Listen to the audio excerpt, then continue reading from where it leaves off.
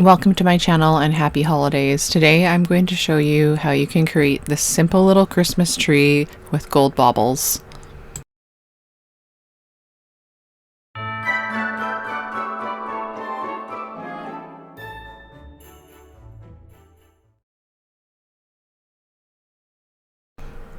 I've penciled in a light drawing to get started, and I'm just mixing up some paint colors. I'm using mostly sap green and shadow green for the tree. You can use perylene green instead of shadow green if you don't have that. And then I am also just adding a bit of Holbein lavender to my sap green, as well as to a puddle of titanium white. And then later on, I've decided I didn't want that shade exactly, so I ended up using lavender and Gray of Gray by Holbein instead for the tin. You'll see that in just a moment. And then I'm just using my Daniel Smith masking fluid to apply it directly to the paper to mask out spots for the little gold baubles. And you'll just want to make sure that this masking fluid is completely dry before you do anything else.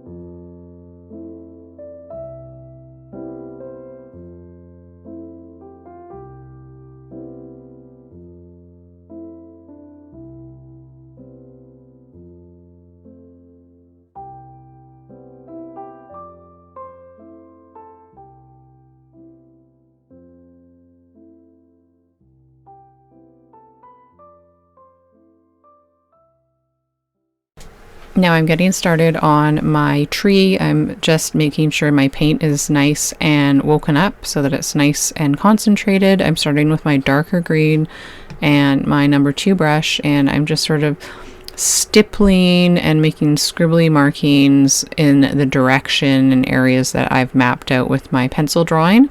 I'm leaving lots of white space, and then I've rinsed my brush and dabbed it on the paper towel, and then I'm sort of washing out that color so that it diffuses a bit into a lighter tone of the same hue.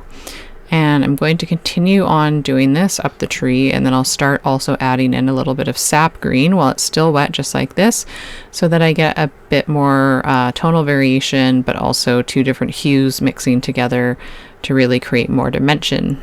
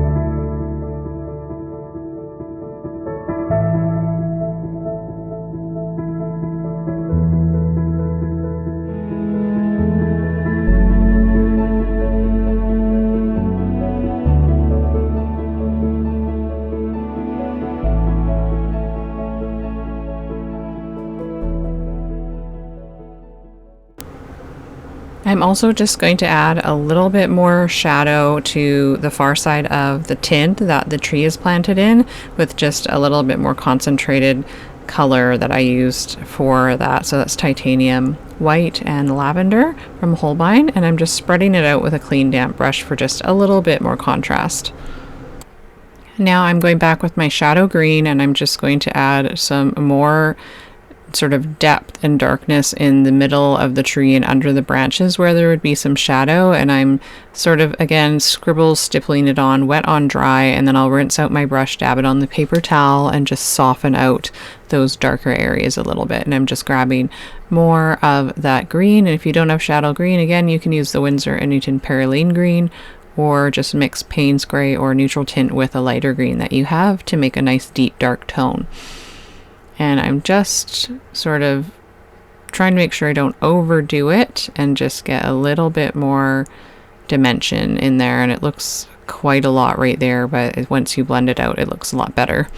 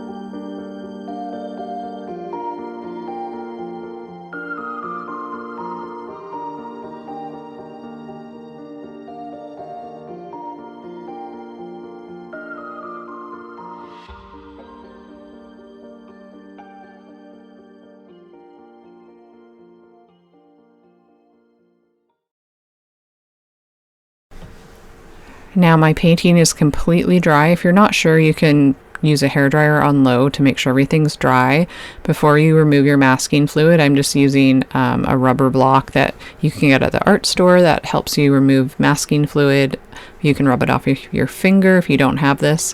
And I'm just making sure this is nice and tidy before I get started. And then I'm also just going over with an eraser and getting rid of any excess pencil lines. Now I'm using my Viviva color sheets in the metallic set to use the gold, and why I really like using their paints for things like metallics is that it's extremely concentrated, and I find in some other paint kits or other sets that the gold is just really washed out like water with some sparkles in it, whereas this is like very nice and concentrated and is making beautiful little gold baubles. So we're almost done now, and I'm just going to grab a little bit more gold paint. I just am grabbing it right off the color sheet. You could actually put it on the palette, but I want it really concentrated, and I'm using a 00 brush for applying these little baubles, and I'm leaving a little bit of white in the middle of some of them for even more of brightness and a highlight. And then all we need to do once this is dry is just write over our Merry Christmas greeting in pen, and this little Christmas card will be all done. Thank you for watching to the end of this video. I hope you enjoyed it and that you give this project a try. If you'd like to see 2 more holiday card ideas, then just click the links below in the video description. It takes you to 2 more recent Christmas card tutorials that I've posted. And if you would like to see more videos like this, then please like this video and subscribe to my channel. Hit the bell icon so you get notified when I post new videos, and I'll see you in the next one.